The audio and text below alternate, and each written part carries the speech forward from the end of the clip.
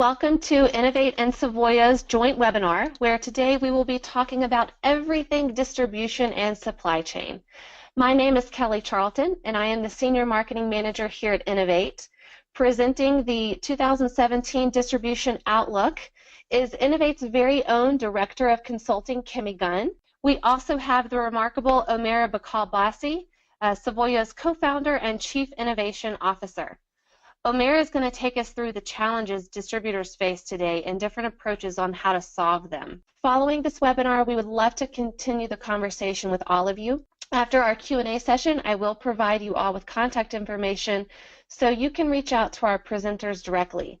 We are thrilled to have you all here with us this morning, and with that, Kimmy, take us away.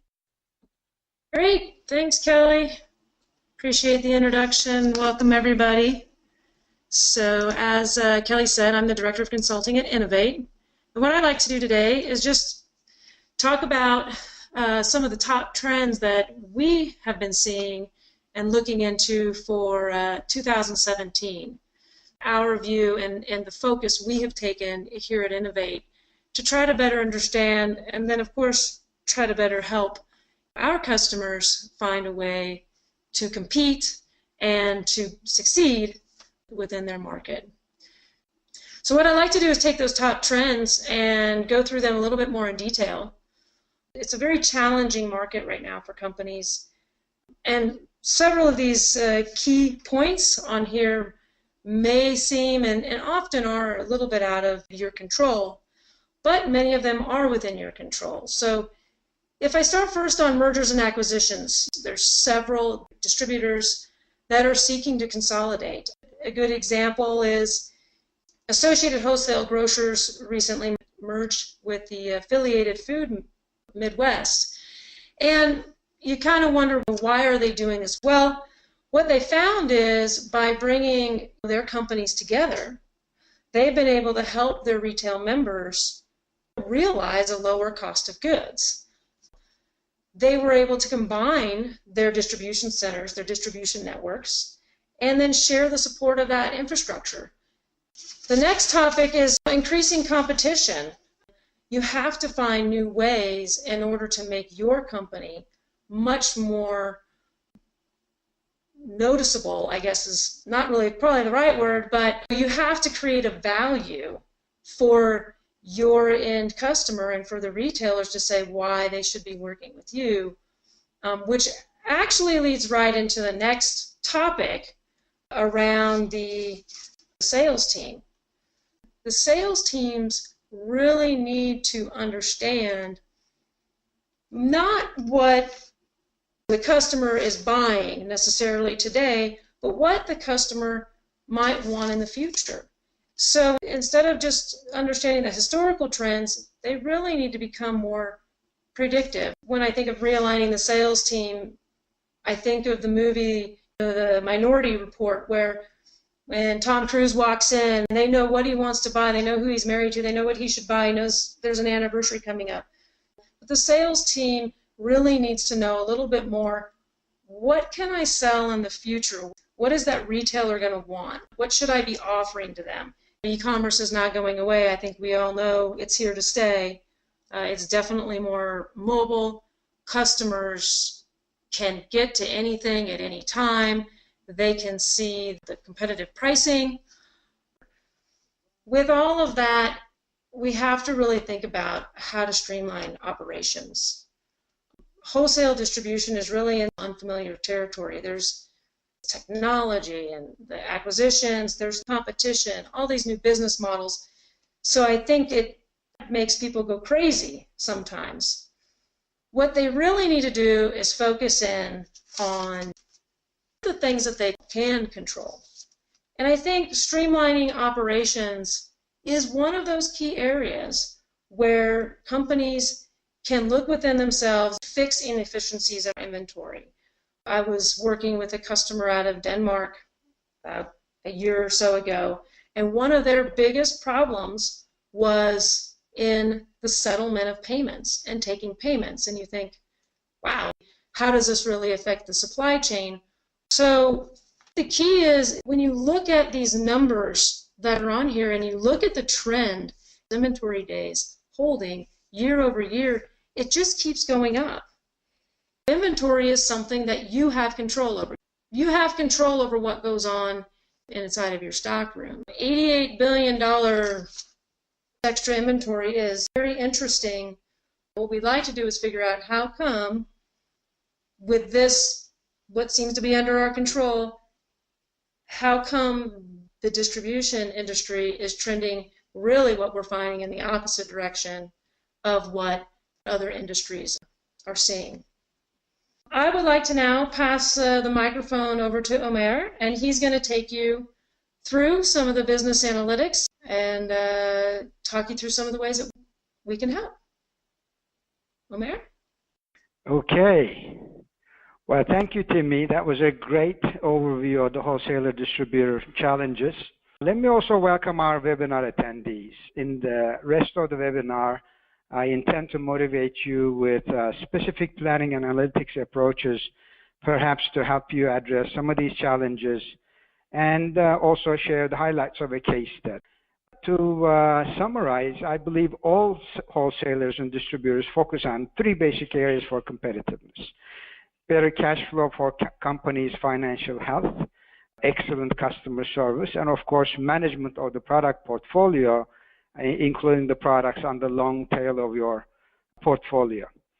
You'd agree that better forecasting, inventory investment into the right product, lower transportation spend, and better purchasing decisions all help you improve the bottom line. However, you have to balance any cost reduction with the demands of your finicky customers. As Kimi discussed earlier, your customer base is shifting radically. First of all, we, the consumers, we want selection.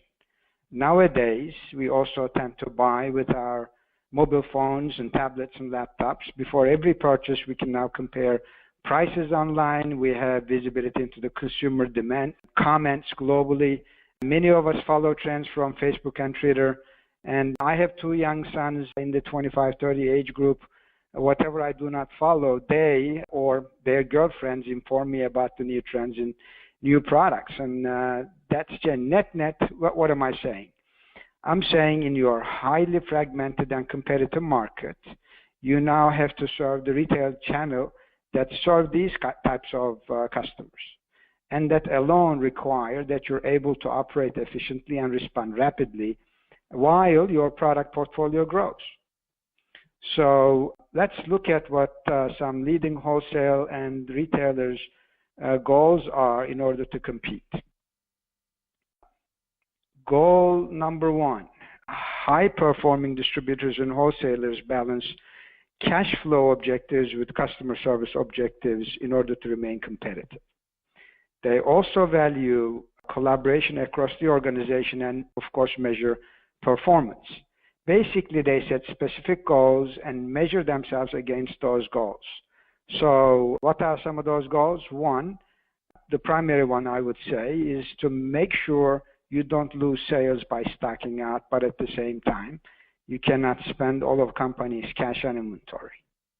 Another one is really collaborating across sales and purchasing so that you avoid customer issues, but at the same time, do not create non-performing stock by buying the wrong stuff, or waste in the case of perishable goods or short shelf life products. Make sure you automate planning and also create solid plans day in and day out and execute them without delay. Of course, you need to have tools and technology to track your performance across sales and purchasing, inventory investments, and I'd say most importantly, your on-time in full performance across your customers and channels. It's a tough market out there, and in order to compete, we believe that you need different types of analytics. What am I talking about here? Descriptive analytics. This is the basic KPI tracking and reporting based on the historical data in your systems. Examples are, how much did I sell to which channel? How much stock do I have invested in? Where did I stock out? What was my average price or contribution margin? How am I doing with respect to my sales targets? How much is left on my purchase budget? So if you're selling online or responding to online business, there are new metrics such as how many clicks did I get and how much did I convert that to sale. I would say descriptive analytics, this type of analytics is the bedrock of your foundation of your house. You have the data in your systems, and at the least, you should know what's happening in your business. The next type of analytics is diagnostics analytics. This is relatively new. This is the type of analytics that can point you to the root causes of your issues, and it looks at the patterns in your historical data. You can use it to answer questions like, okay, I realize there is a material decrease in the sales in a certain channel. What are the root causes of that decrease? Or similarly, how did I end up with stock at the end of the season? Why are my contribution margins different, even if I am looking at two similar product groups? This type of diagnostic analytics, I would say, is usually performed based on tribal knowledge within the company or an experienced guy or market intelligence or, in many cases, simply gut feel. However, you need this type of analytics when you want fact-based backing of your diagnostics. Also, many innovative companies use this type of analytics in order to institutionalize the tribal knowledge that's already in your company. Next is predictive analytics. This category uses statistical techniques to estimate the likelihood of future events. Demand forecasting, for example, has always been in this category. So in addition, relatively new techniques now can answer many other important questions other than what's my potential unconstrained sales number. You can ask, what is my life cycle forecast for the new product in my portfolio? Or what is the likely lift if I approve a 15% price reduction in this category? You can also ask, what are the likely trends in competitors' pricing based on comparison engines online or things are called crawlers in the internet? Or which products are likely to stock out in the next 2 weeks? For which SKUs am I likely to end up with end-of-season excess inventory? For better performance, you not only need better forecasting, but you also need insights from the vast amount of data now available that's out there. Many companies rely on gut feel, but higher performing companies and distributors use the power of analytics to help them with fact-based decisions. Trust me, in the long run, fact-based analyses put with gut feel always wins. This is one of the most important lessons I've learned in my 25-year professional career. You don't act like a machine and do exactly what the analytics tell you, or you go by gut feel only. You combine those and you make much better decisions. And the last one, but by all means not the least, we have prescriptive analytics to improve performance. This category of analytics recommend specific actions for you to take. In all the previous cases, you're doing more or less analyses to understand, and the analytics is helping you understand the issues. Here, this category of analytics says you can take this particular action. It tells you what best action to take based on mathematics or some sophisticated optimization techniques. Let me share a few examples. How should I segment my inventory for the right service strategy if I'm serving multiple channels? If you are an online business, for example, how should I allocate between online and offline sales? Should each of my DCs keep the same portfolio of products, or should I segregate certain products at certain DCs? How much safety stock should I keep for each SKU? How much should I buy in the preseason? Perhaps at what price? When and how much should I replenish or procure for in-season products? What should I reduce my price to if I want to maximize my margins? So on and so forth. So all of these, the answers to these will get you to take a particular action. So in summary, descriptive analytics is the bedrock of your house. uses your historical data that's available to you and tells you where you are. Diagnostics will point you in the right direction based on pattern recognition or on historical data, and you react faster and you react in the right direction. Predictive analytics will provide you the foresight for you to be proactive. And prescriptive analytics enables you to make the right decision and to take the right action. So together, these approaches complement one another and improve performance substantially if you use them the right way. So let me wrap up what I'm saying with a case study that will hopefully demonstrate each of these techniques that I'm talking about in real life. Duzay is a regional distributor of both food and non-food products, and annual sales exceeding $600 million. They distribute a portfolio of perishable products, durable CPG-type products, batteries, home electronics, and small appliances. They have 6 DCs serving around 700 delivery locations, and basically they serve 3 channels.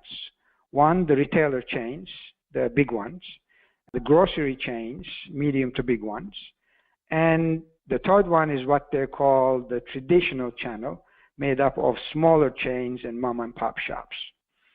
So as Kimi mentioned, the shift in the shopping behavior, the number of SKUs that they need to manage have increased tremendously. And the market is tough, it's competitive. So the market dynamics essentially forced this distributor to get rid of Excel-based planning, which essentially became unmanageable, and stop depending on gut feel and depend more on analytics and a planning platform. The results are on the slide. As you can see, they achieved significant reduction on stockouts while reducing overall investment in inventory at the same time, meaning they were carrying too much of the wrong stuff and too little of the right stuff. They also achieved significant reduction in waste, saving themselves money and also the environment, the pay no waste. So what do they do and how do they do it? On a weekly basis, the platform that helps them do this planning takes data automatically from their ERP systems and performs 2 things. One, sales forecasts, creates historically based baseline sales, and then resets their inventory targets for each SKU in their distribution centers. And the forecast then gets collaborated with the sales guys on the field. Essentially, through a web-based environment, the sales guys on the field can put in their own estimates. Base forecast will be visible to them, and then they can, at any level of aggregation or at individual SKU level, say, this is how much I plan to sell, and also put in any firm orders now or in the future. So that's on a weekly basis. Then on a daily basis, the system then looks at the on-hand inventory. It already knows how much stock it needs to keep, and it has a view of the future. So it creates essentially 3 things. One, for each DC, what should I buy and how much? And also does this on a large SKU level using what we call exception-based planning, meaning it gives you all the recommendations, but then highlights the important ones and puts them at the top for your attention.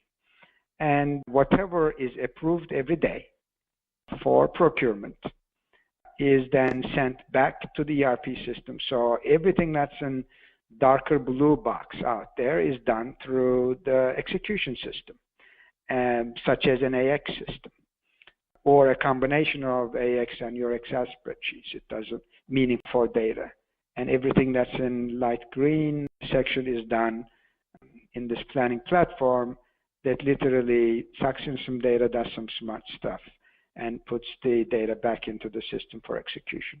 And this works in a closed loop environment and essentially gives you a tremendous advantage in managing your distribution environment. And of course, the measurements on the lower left-hand corner are results of the descriptive analytics that I'm talking about. What happened? How do you compare what is now to what has been in the past so that I can compute the value that I have created? It has diagnostic tools.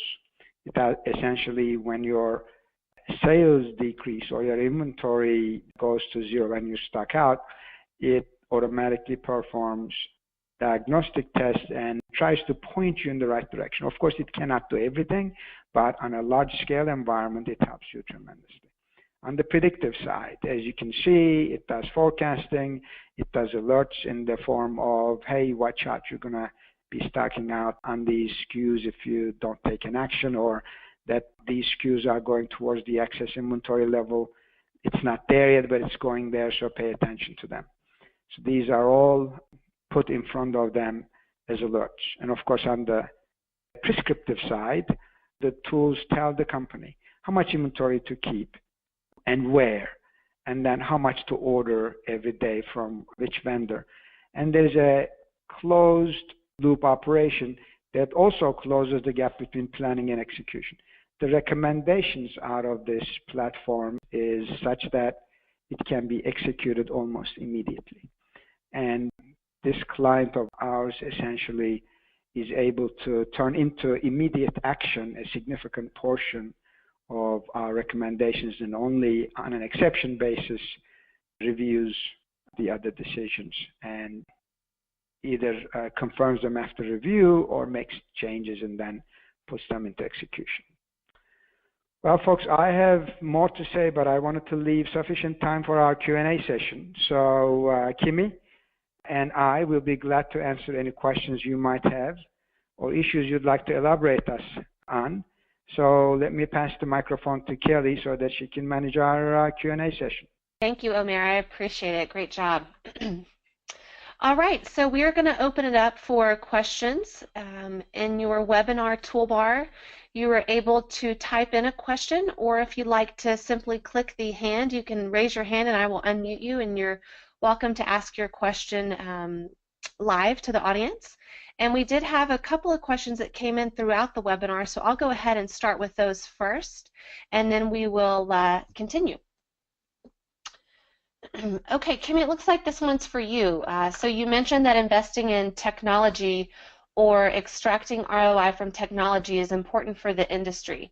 Can you talk about a few areas where you are seeing clients successfully squeeze ROI and maybe share some ideas? Yeah, sure, Kelly. So yeah, I think as we talked about during the webinar, some of the key areas that we have found people find efficiencies and really squeeze out some ROI is in the inventory. So the ability to manage and bring down the holding days and really take some control over that by understanding, like I was mentioning before, and Omer was talking about, the understanding what the data is telling them, and then be able to put that into effect. Also, and Omer actually said it the right way. How much inventory to keep and for how long. And making that visible also helps to understand those holding days, and also the stockouts, because a lot of the people, what happens is they have a really hot item, so to speak, and they didn't predict that it was going to be that great of an item, and so then suddenly all this demand comes in. So really being able to understand your customers and again their customers and the base to gain control over that, and that's where we've seen a lot of our customers or a lot of our clients successful, and gaining back some ROI for sure. Great, thank you, Kimi. All right, so another question has come in. Could you describe how long the process usually takes to integrate and implement these tools, and how soon before businesses start seeing results? Omer, that one's for you. In this particular case with Duzay, the go live has been extremely fast because the tool is a web-based tool, and the service is provided through a software as a service model where you don't have to install any software. You just have to get connected to our servers on the cloud, and the whole input and output process can be either automated or handled through a web-based environment. So it took 6 months from the date we signed and the time that this client went live with inventory optimization, forecasting, automated PO generation, exception-based planning, and the KPI dashboard that's handling the descriptive statistics. This client saw effects almost immediately, and these numbers they are willing to share, this is what they were willing to share publicly, has been achieved in less than 6 months after they've gone live. So we see similar numbers in terms of number of months that our clients go live, and actually number of months by the time they actually see significant improvements. 6 months is usually a little bit on the longer side, actually. We have several clients that go live in 3 to 4 months. None of our clients go past 6 or 7 months in order to go live. Pretty fast process and pays back very, very fast. Okay, great. Thank you, Amir. And another one for you. Could you talk more about how ERPs fit into the analytics cycle that you described, and are there any specific requirements in terms of functionality, vendor version, or how dated the ERP is to be able to support the analytics you walked us through? Sure. In this particular, in our platform, it is independent of the ERP brand that you have. Obviously, it works with AX. Enavate is our partner, and that's a given. But we have clients that have SAP backends, that have no-name brand backends as well.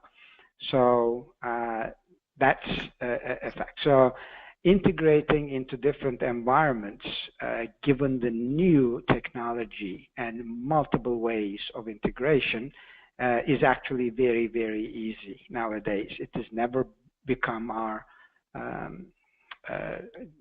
bottleneck in our project, and it's never the most important step in our project conduct. And usually, it's the quality of the data, accessibility of the data, and internal consistency of the data that is the barrier to going live and actually getting this value. So technology is there, and through a platform like this, many clients for the first time take a look at their demand side data and supply side data and inventory data and ensure that they are all synced.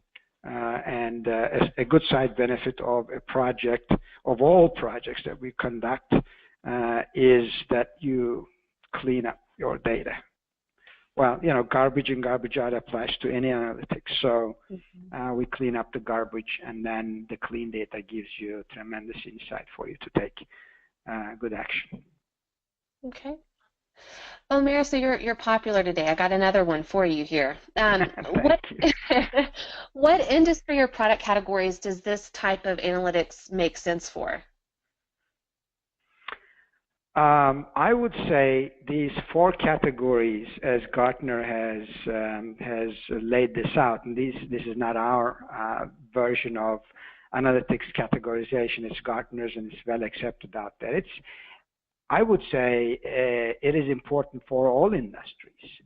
The reason I'm saying that is pretty obvious. I mean, descriptive. If you're running a business, you need to know where you are and how you're progressing. And that's just views into your historical data.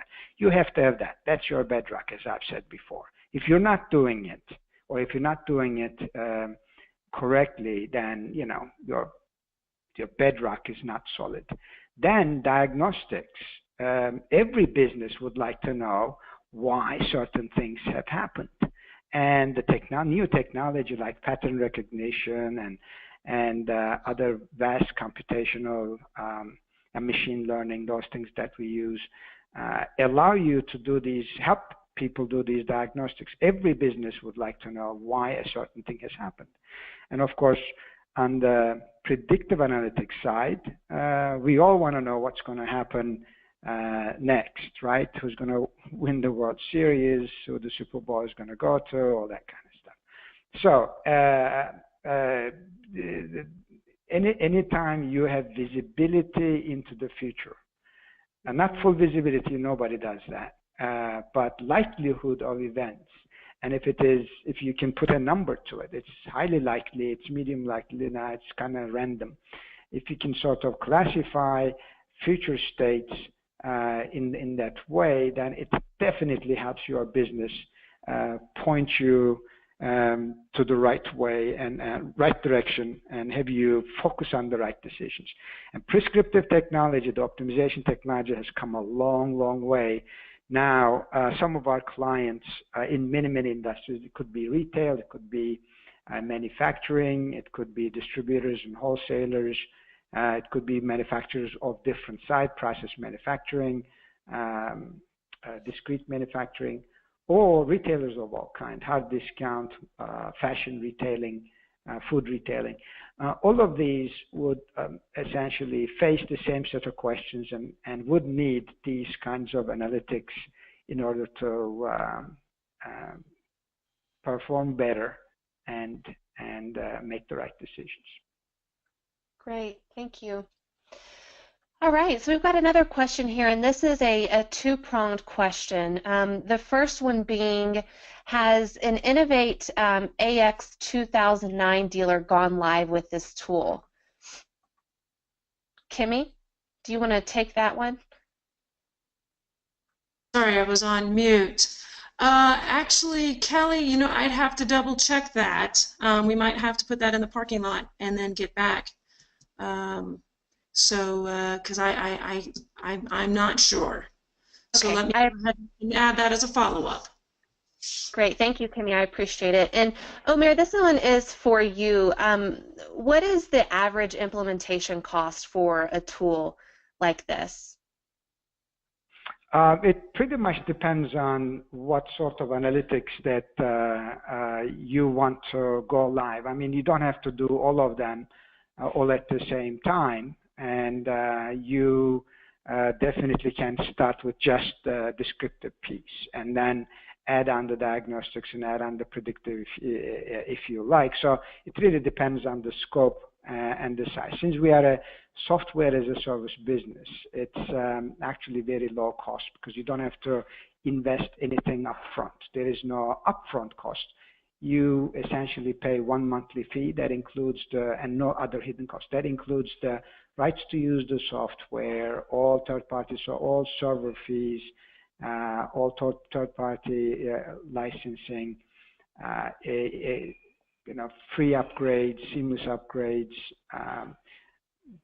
24/7 support. They are all included in one. We're also highly trained engineers, so you also get an extension of your planning team. Everybody gets assigned a person that you and a cell phone number that you can call and actually get consulted on. So the range for implementing this is pretty low. It's we don't make our money on the implementation fees. It's pretty short. I would say anywhere from $30,000 to $200,000 based on the size of the business, and then on a monthly fee would be anywhere from $8,000 a month to all the way to $65,000 a month. This is the range that our clients pay. I feel free sharing these numbers because we have a very open pricing policy. And I can tell you, our average return on investment for us has been that you put $1 in and take $6 back on a recurring basis. That's the average. I'm not talking about 10, 15, 20% improvements for every dollar that you put in. So you get about $6 back on average. We have many cases to prove. So it's less of a price than a value play as far as we're concerned. Okay, great. And another question in here. So you mentioned the 24/7 support. What location is the support in? What country is that support in? We are a global company. Our headquarters is in Boston. We have clients in 4 continents. And then since this is software as a service and we have a distributed software, the experts can live anywhere. They can live in Nepal. It doesn't matter. You have access to them. If you want somebody in, hand-holding, we can deploy our folks in the United States, in Europe, and we have also partners in Asia. So definitely, either through partners or ourselves, we will support you in the United States and, of course, in Europe directly. Fantastic. All right, looks like we had another question coming in. Great questions from the audience. Greatly appreciate this. There's a lot coming in. So what is the minimum, Omer, again, this one's for you. What is the minimum inventory dollar value you believe is needed in order to justify a $30,000 initial investment and a $100,000 yearly expense? Right. I would say it depends. It sounds like a consulting answer, but let me share with you and with the audience some of my feedback. If you want to reduce your inventory, you really don't need us. Stop buying or making stuff, and your inventory will go down. I promise. Whatever is left in there, nobody wants, then you throw it away. You get zero inventory. So it's not about inventory play for us. I don't think it's inventory play for you either. It's always a balance between how much inventory you should keep and how happy a customer base you want. It's that balance and optimization. So if you have perfect customer satisfaction, you have great on-time, in-full service, all your customers in your channels are happy, then the trade-off would be, can I continue to keep them happy and perhaps have you operate with less inventory? It's that trade-off. I really cannot tell you that your inventory is safe, because if it's an inventory play, then it's easy to reduce your inventory. It's that optimization between the inventory levels that you keep and the customer service that you want to achieve is the key to this. It also depends on what kind of lead times you have from your vendors. If all your vendors are nearby, then you probably will be able to operate efficiently with low levels of inventory. If you're getting stuff from overseas and you have minimum order quantities from your vendors, then you will have to keep inventory. To me, inventory is not it's like cholesterol. Is the good cholesterol and bad cholesterol? That's how I look at it. Inventory is a necessity. Too much inventory is not good. So I would hope I did not appear to avoid to answer the question, because I feel there is no right answer in terms of a number for inventory. Yeah. Okay, great. Thank you. So we've got time for one more question, and then I'm going to put the contact information on the screen so everyone can write down numbers and call Omer and Kimmy directly. This last question, Omer, is, how do tools like this affect my current purchasing and planning teams?